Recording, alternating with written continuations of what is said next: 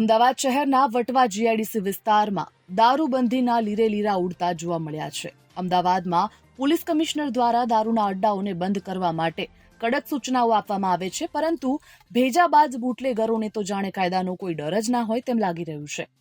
અમદાવાદ શહેરમાંથી અનેક વિસ્તારોમાંથી દારૂ વેચાણના કિસ્સાઓ સામે આવતા હોય છે, ત્યારે આજે વટવા જીઆઈડીસી વિસ્તારમાંથી દેશી દારૂના અડ્ડાનો એક કિસ્સો સામે આવ્યો છે. વટવા જીઆઈડીસી પોલીસ સ્ટેશનથી માત્ર 1 કિલોમીટરની અંદર દેશી દારૂનું મોટા પાયે વેચાણ કરવામાં આવી રહ્યું છે. પોલીસની ગાડીઓ અવારનવાર તે જગ્યા પરથી ચાલતી રહે છે, તેમ છતાં પણ પોલીસ અધિકારીઓ જાણે આંખ આડા કાન કરતા હોય તેમ લાગી રહ્યું છે. દેશી દારૂના અડ્ડાઓ વટવા જીઆઈડીસી પોલીસ સ્ટેશનના પીઆઈ અને વહીવટદારની રહેમ નજર હેઠળ ચાલી રહ્યા હોય તેવું લોકમુખે ચર્ચાઈ રહ્યું છે. વટવા જીઆઈડીસીમાં દેવીમાં 3 રસ્તા પાસે કૈલાસ પાન પાર્લરની સામેની ગલીમાં પુનિતનગર ક્રોસિંગથી વટવા જીઆઈડીસી જવાના રોડ ઉપર આ દેશી દારૂનો અડ્ડો ધમધમી રહ્યો છે. આ અડ્ડો ચલાવનાર બુટલેગરનું નામ રઘુ રબારી છે, જે પોલીસ કર્મચારી સાથે વહીવટ કરીને તેમના જ સપોર્ટથી આવા ગોરખ ધંધાઓ ચલાવે છે. એક તરફ ગાંધીના ગુજરાતમાં સરકાર દારૂબંધીની મોટી વાતો કરે છે અને બીજી તરફ આવા બુટલેગરો કાયદાના ધજાગરા ઉડાવતા જોવા મળી રહ્યા છે. આપ જે વિડીયો હાલ સ્ક્રીન ઉપર જોઈ રહ્યા છો તેમાં સ્પષ્ટપણે જોઈ શકાય છે કે રઘુ રબારી નામનો બુટલેગર બિંદાસ એક ઘરમાં દેશી દારૂનું વેચાણ કરી રહ્યો છે. પોલીસ કે કાયદા કાનૂનના ખૌફ વિના આ બુટલેગર લોકોને દારૂનું વેચાણ કરી રહ્યો છે.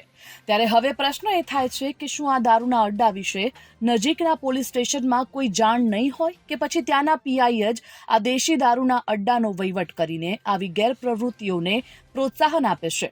તો શું આમાં પ્રશાસન અને તંત્ર પણ સામેલ હોઈ શકે? વટવા જીઆઈડીસી વિસ્તારની પ્રજા આવા ગોરખ ધંધાઓ બંધ કરાવવા માટે સરકારને માંગ કરી રહ્યા છે. હવે જોવું રહેશે કે પોલીસ અધિકારીઓ ક્યારે સંપૂર્ણપણે કાયદાઓનો અમલ કરશે અને આવા ગેરકાનૂની ધંધાઓ બંધ કરાવશે.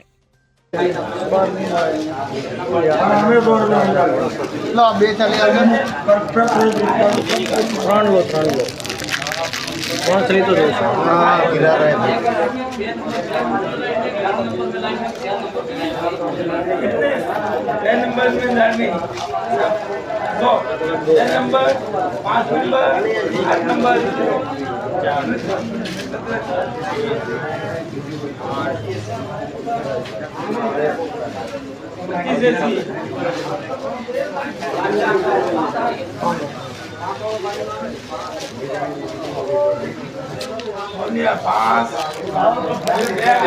मेरा माल कितना पड़ा है?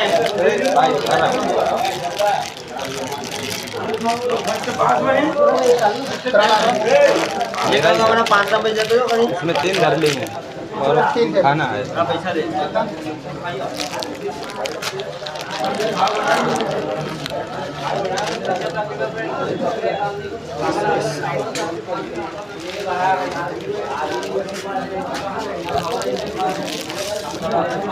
काम करो खाने का तो अलग हम लोग खा लेंगे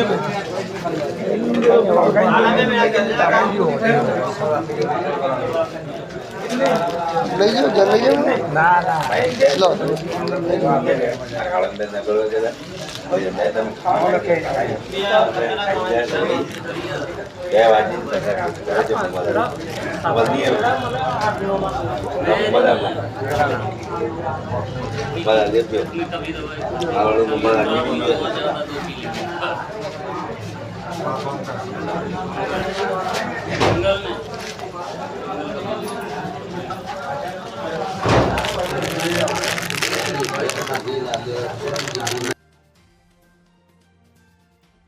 bureau report, Gujarat fight news.